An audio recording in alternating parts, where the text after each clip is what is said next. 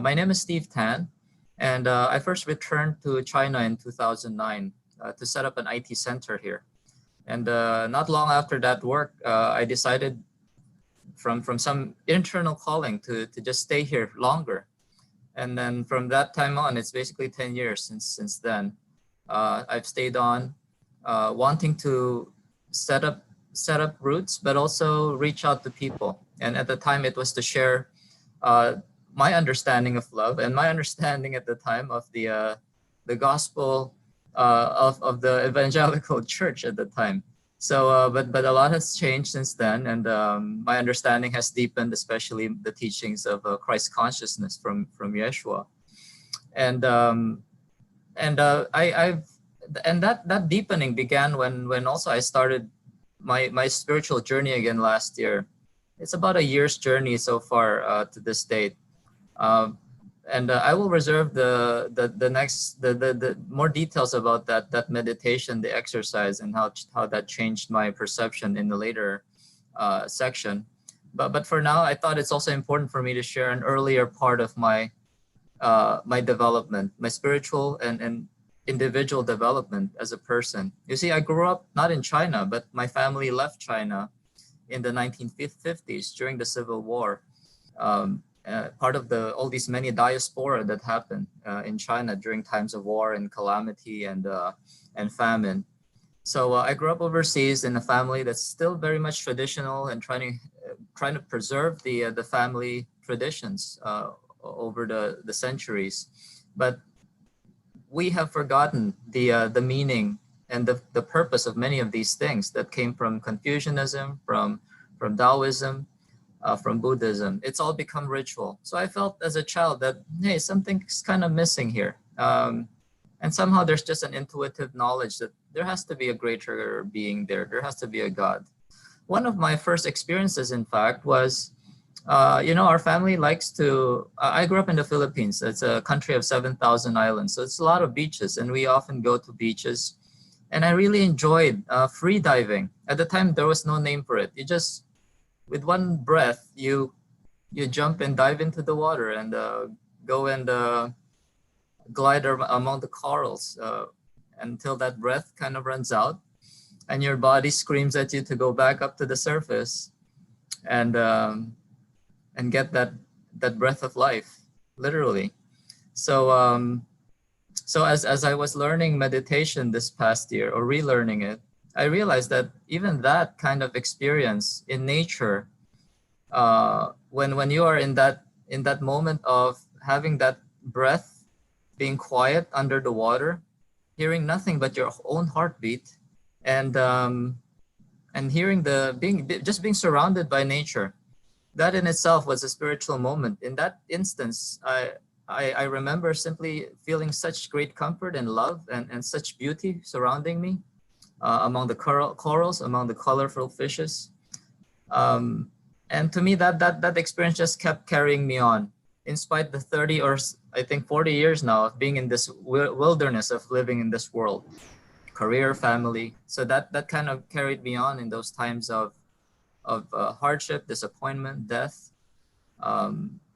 So I felt that was a very important milestone. That kind of, from that one spark from 40 years ago, it helped to revive me a year ago. So with that, that's my personal introduction. I'm happy to start introducing our next speaker, a good friend of mine, Michael. Michael is a friend I met here in Shanghai just last year. I felt he was such a familiar person when I first met him, because he's a philosopher, he wouldn't say that, but I think he's a philosopher. He knows a lot of things from the classics. He studied a lot. He loves knowledge.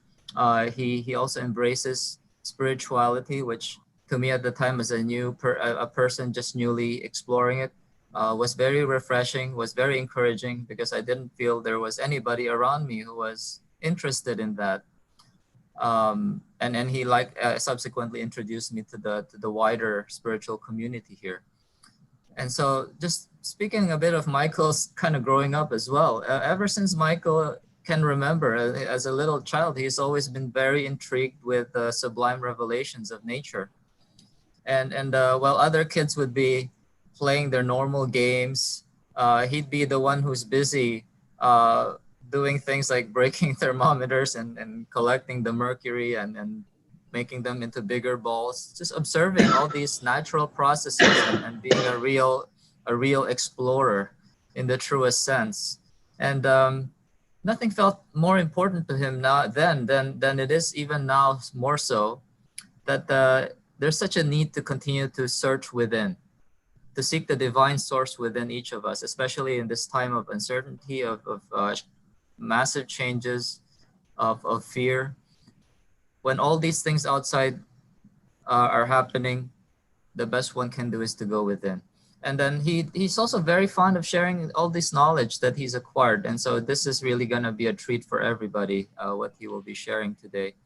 And lastly, it's not just talk as well. It's not just theoretical knowledge. These are things he really believes in and he lives and manifests every moment of his life. Brother Michael, I now pass the stage to you. Thank you so much, Steve. You've been very kind. In fact, you've said more stuff about me than I know myself. I really appreciate that, your kind words, and it was very apt. Thank you very much. Now, I would like to thank everyone that's responsible for making this happen. From Madhu to Pradeep to Layden, my dear friend Layden, to Brahma Marshi, Patriji. Thank you for having me here and at this prestigious meeting. Thank you very much. And now I will start my talk over here. My talk is really about reconnecting with your higher self. But then I think we're already reconnected with our higher self. The only thing we need to do is recognize that fact, right? Okay. Now, my name is Mekaiel Shirazi, and I'm here to unveil some of the secrets of the sublime revelations of nature. I'm allotted 40 minutes at this prestigious digital meditation summit. And so I would like to speak for at least 20 minutes, and the balance 20 minutes, I would like to keep open for questions and answers.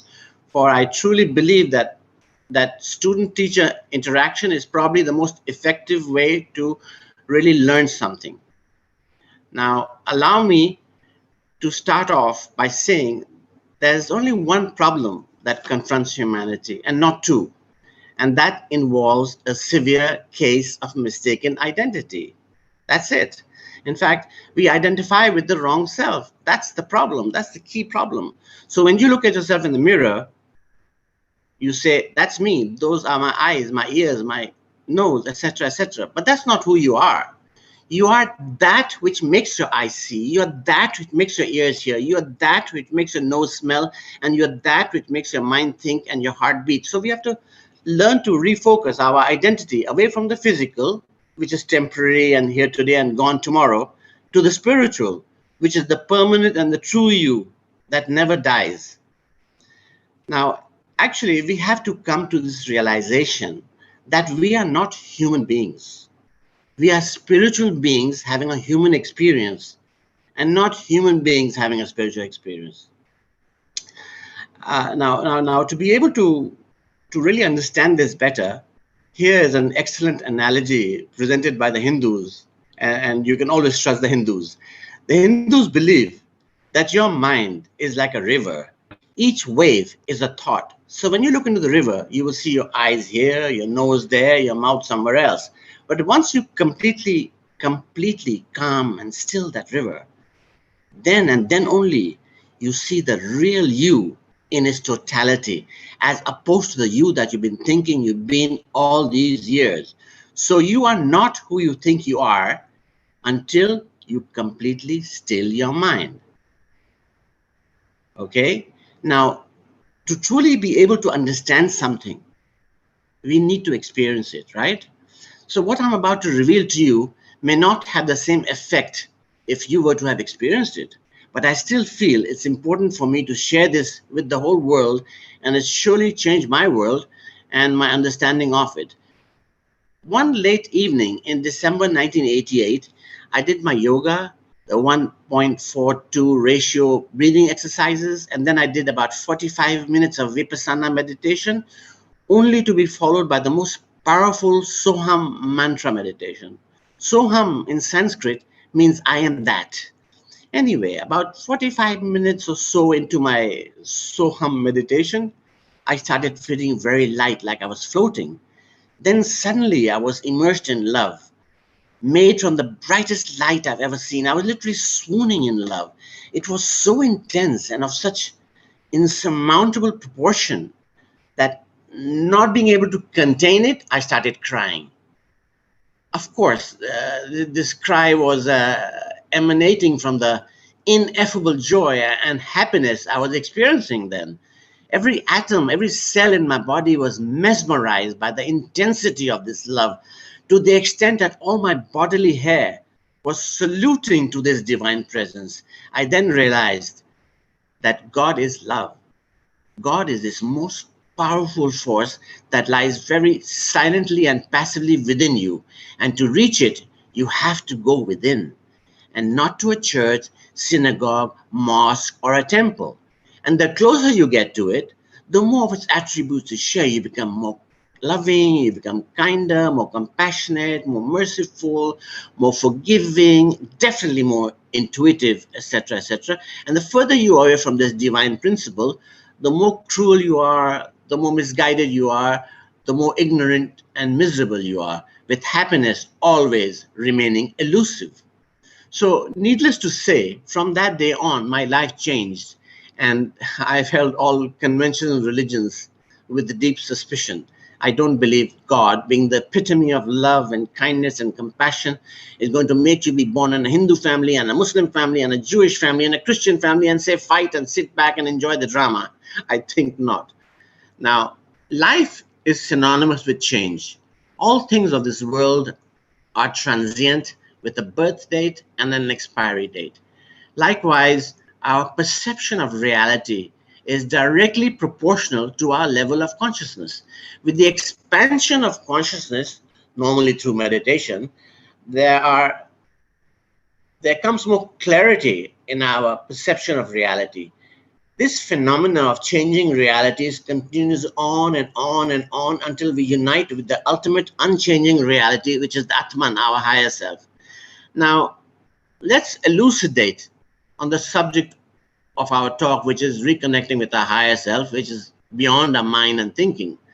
Now, to connect with your higher self, or rather to recognize your higher self, you have to first recognize your lower self and all that you are not.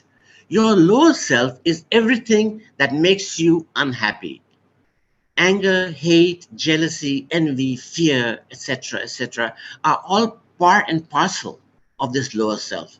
It's very important for you to recognize it as such.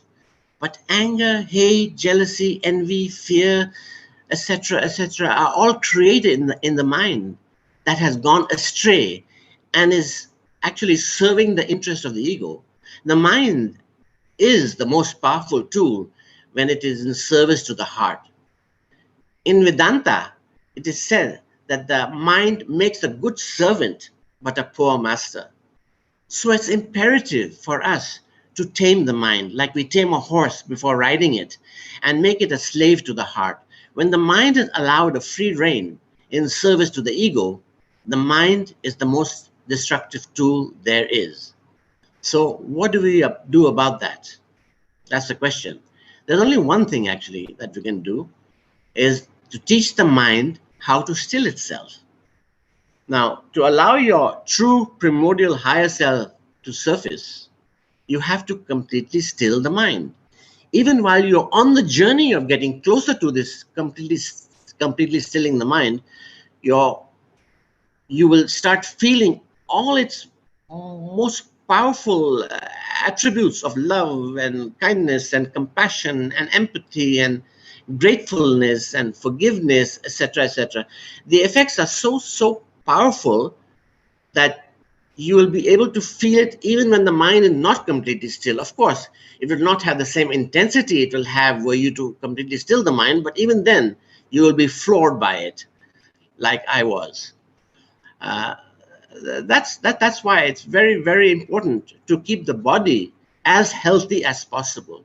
So when you are doing these yoga asanas, what you're actually doing is engaging the ability in exercising those far-reaching organs. You could say exercise at a gym. So once those organs are well exercised, then your body gains optimal health. And then your body, and when your body gains optimal health, your mind gets the full support it requires to navigate your soul to God. You see, what basically happens here is that the soul lowers itself to marry the body, and by this marriage, the soul gets access to a mind. Now, the sole purpose of the body is to sustain the mind, and the sole purpose of the mind is to navigate our soul to God, period. Amassing a fortune, eating, visiting bathrooms, making babies and pancakes and dying are all secondary. We must never forget that, uh, as oftentimes we are very engrossed in our lives and we forget the bigger picture. Uh, Now, allow me to share something very heavy with you from the Brihadaranyaka Upanishad. Has to say about God, the Supreme Consciousness. Then he realized, I indeed am this creation, for I have poured it forth from myself. In that way, he became this creation. And verily, he who knows this becomes in this creation a creator. Now, this is some very heavy stuff. So, if the whole cosmos is created in God, then God must be present in all things, animate and inanimate. So all creations of God is expressed in varying levels of consciousness. Depending on the subject, it takes form in. Now, it spans from the lowest possible levels of consciousness to the highest level of consciousness, which rises all the way up to supreme consciousness. For example, if you pick up a piece of stone or a piece of wood and place it under a microscope, you will see neutrons and protons moving. Where there's movement, there's life. In liquid, is even moving faster. But that same God particle is also in us. And to find it and eventually merge with it, we must go within. That is why we are blessed with a mind. And actually, our mind is our gift from God. But what we do with it is our gift to God. And never forget that. Never forget that. Now, very unfortunately, the vast majority of people are living their whole lives limited to their five senses, excluding the very consciousness which actually sustains and animates our body. Needs to be first recognized and cultivated. For that, our attention must be directed inwards. Where attention goes, energy follows. Now, Carl Jung addressed that very well in a few words. He who looks outside dreams, he who looks inside awakens. Now, while we have to address this dilemma of recognizing and then cultivating our consciousness, our soul, we must attend to the problems that arise from continuously ignoring the yearnings of the very soul that is providing us with sustenance. As Carl Jung had so brilliantly asseverated many years ago, that all fears and phobias and mental illnesses are a direct result of mismanagement of your soul. Just like the body, the soul too needs nourishment. Unfortunately, most people live their whole lives without even acknowledging the presence of their soul, leave alone express gratitude to it for the sustenance it provides. Now, it's this deprivation of this nourishment which brings about all these feelings of emptiness, insecurity, discomfort, depression, and eventual madness. Psychotherapy does not engage the spiritual angle of the person involved is doomed to fail. Excuse me.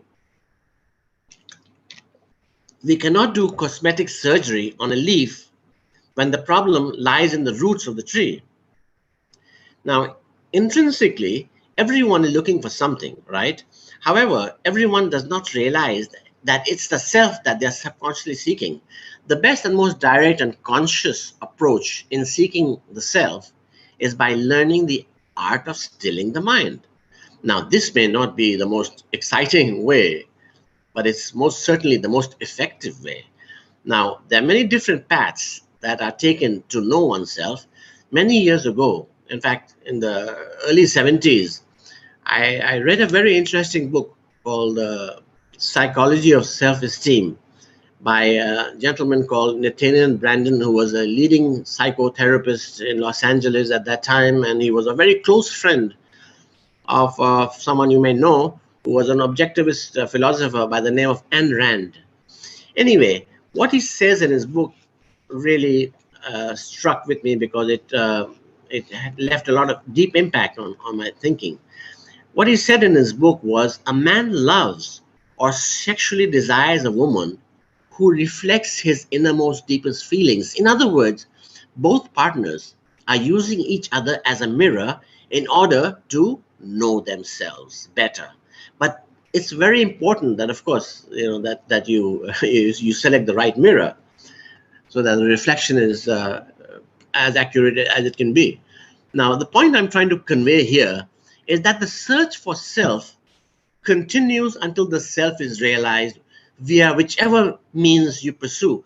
But in my own personal experience, I was most often sidetracked by desires other than what I was seeking for. Furthermore, I believe that every one of us has our own individual journeys to travel to attain self realization. A facilitator may work well for some time, but there will be a time where you will have to surrender everything and allow your intuitive faculties to bridge that gap from you to the self realized you, which is love and supreme consciousness. Now, to sum it up, I would like to share a very interesting story which will illustrate my key point. A traveler from India went to Africa to acquire some local products and animals, and while in the jungle, he saw thousands of beautiful multicolored talking parrots. He decided to capture a talking parrot and then take it back as a pet. At home, he kept his parrot in a cage and fed him wonderful seeds and honey and played music for this pet and generally treated him very well. When it was time for the man to return to Africa 2 years later, he asked his parrot if there was any message he could deliver to this parrot's friends back in the jungle. The parrot told his master to say that he was very happy in his cage and that he was enjoying each day and to convey his love. Okay, so when the traveler arrived back in Africa, he delivered the message to the parrots in the jungle. Just as he finished his story, a parrot with tears welling up in his eyes fell over and died. The man was alarmed and decided that the parrot must have been very close to that parrot in the cage, and that was the reason for his sadness and demise. When the traveler returned to India, he told his pet what had happened. As he finished his story, the pet parrot's eyes welled up with tears and he kneeled over dead in his cage. The man was astounded, but figured that his pet died from the despair of hearing of the death of his close friend back in the jungle. The trader opened up the cage and tossed the dead bird outside onto the trash of heap. Immediately his pet parrot flew up to a branch on the tree and sat on it. The trader said to him, "So you're not dead after all. Why did you do that?" The parrot answered, "Because that bird back in Africa sent me a very important message." "What was the message?" the trader inquired impatiently. "He told me that if you want to escape from your cage, you must die while you are still alive." Now, that's a very beautiful story. The moral of the story is to connect with your true primordial self-realized identity. We must first die from the false identity that has been imposed upon us by our little egocentric selves, an identity we so desperately cling on to from infancy. We are not who we think we are, remember, until we completely still our minds. Only then a true primordial self emerges and consumes us in love. Okay? Uh, Now I would like to part by saying that it's all a beautiful play of consciousness. There's only one actor playing many roles. Enjoy the roles, but don't get so caught up in them. Namaste. Peace be upon you. Um, Thank you, mm, Michael. uh, Peace be upon you. Steve, Namaste. So, namaste. Thank you. thank you. Very well done. And indeed, it's well, it's such a deep mystery. All this about connecting to the higher self, whereas in fact, it's such a simple truth that that connection has always been there. It's only left for us to rediscover this. So thank you, Michael, for that very powerful story. Someone was commenting Thank and you very much. appreciating your remark about uh, how futile it is to be doing cosmetic surgery on leaves when the problem is on the root. So I thought I'd just convey that. And so we're now in the Q&A session, everybody. And oh, Michael, there was a comment. Someone's requesting if you could, um, how is it? Um, Bend your laptop forward a little bit so your camera has a little bit more of your body. So basically, move your head up a little bit. I see. Okay. So I that, see. yeah, perfect. Yeah. Okay. That too high. All right. Yes. Okay. All right. Okay. Okay. That's good. That's Okay. good. Thank you. Okay. All right. Sure. So yeah, we're waiting for questions, and right now I have two actually. The first question is so one thing that a lot of people here admire about you, and what really stands out for everybody, people find it inspiring, is you have been taking care of so many cats in your neighborhood in Shanghai, like 200 cats, and this is not just a whim or a little hobby. You've been doing this for 8 years, in the cold winter time, in the darkest days when Nine. it's raining. Nine. In, so yeah, a lot of people are curious. What motivates you? What's the source of the passion that you have Well, for taking care of these little creatures all these years? actually, the closer you get to the source, the divinity in you, the more of its attributes you share, and kindness and compassion are one one of the the primary attributes of the source. So being close to the source, it automatically has made me into a very kind and compassionate person. And you know like the Buddha said, the Buddha said something very beautiful. The Buddha said life is his first observation was life is suffering, right?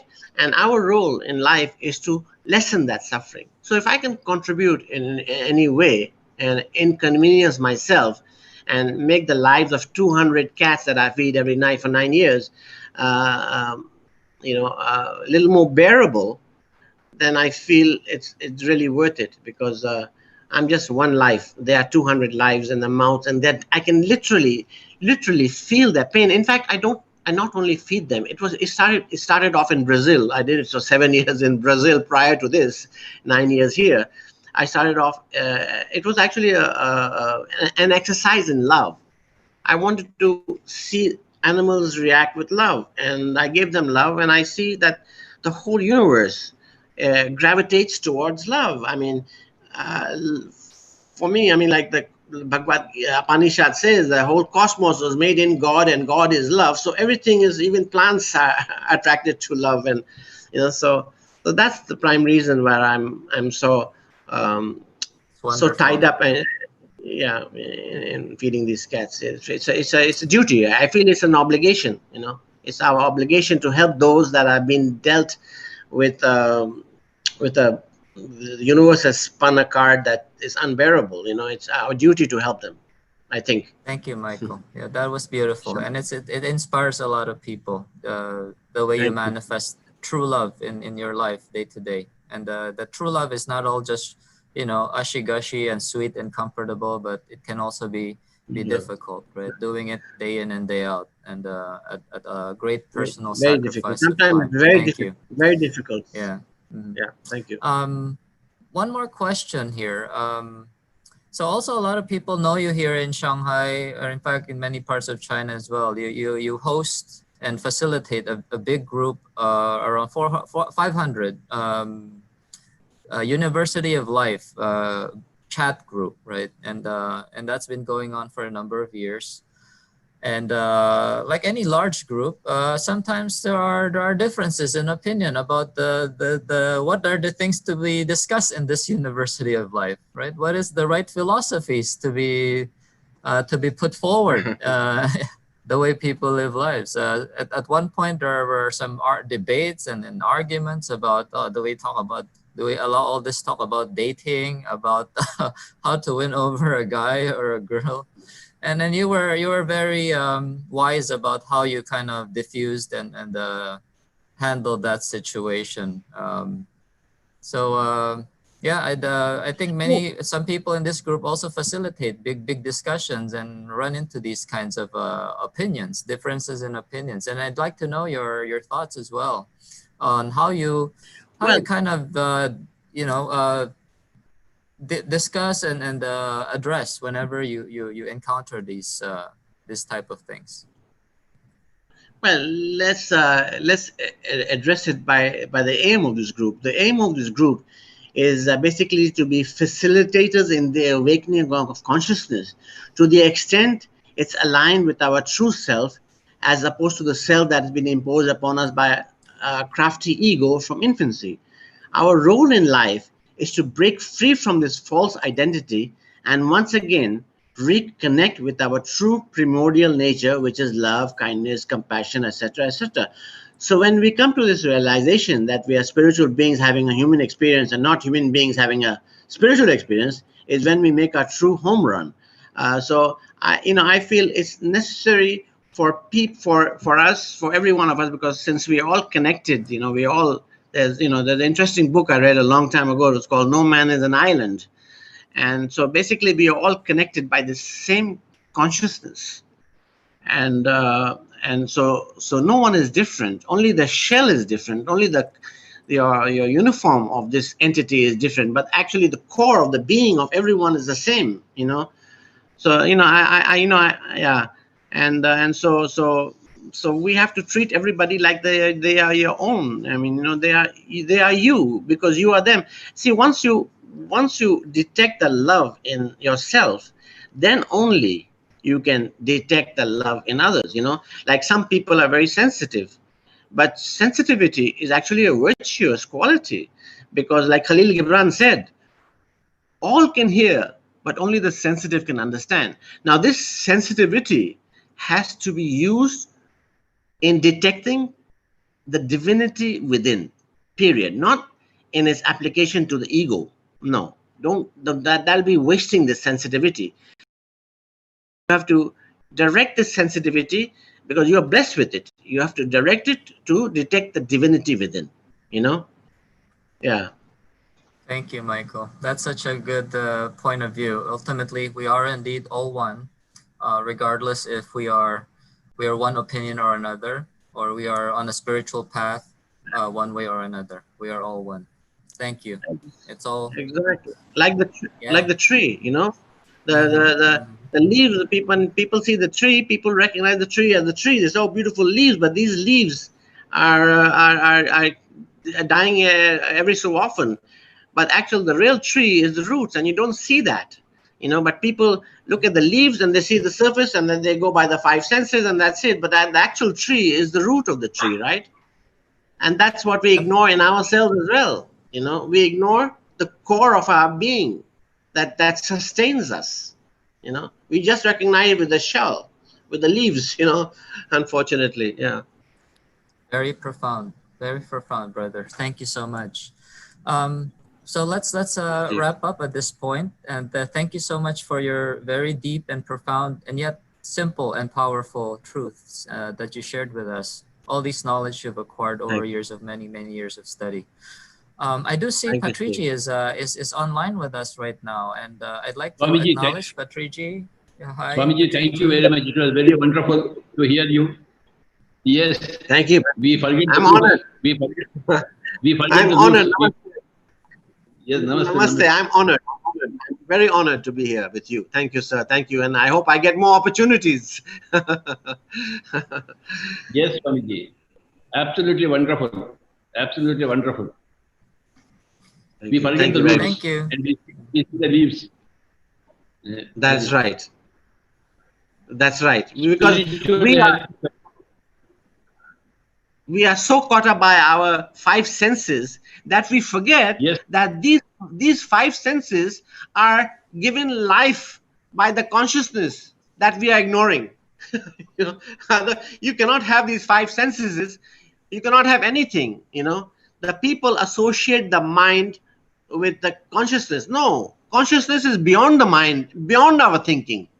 It is the mind only functions when consciousness comes into play. If consciousness is not there, the mind will not function. yes, Swamiji. Absolutely perfect. Absolutely perfect.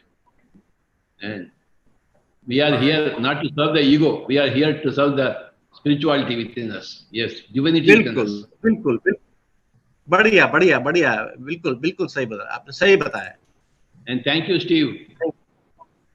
Thank you so much, Yes, Patrici. thank you Thank you very so much, much Steve. for blessing us Thank with you your very much, Steve. presence You've been and an this excellent moderator. interaction. Thank you, and your kind words.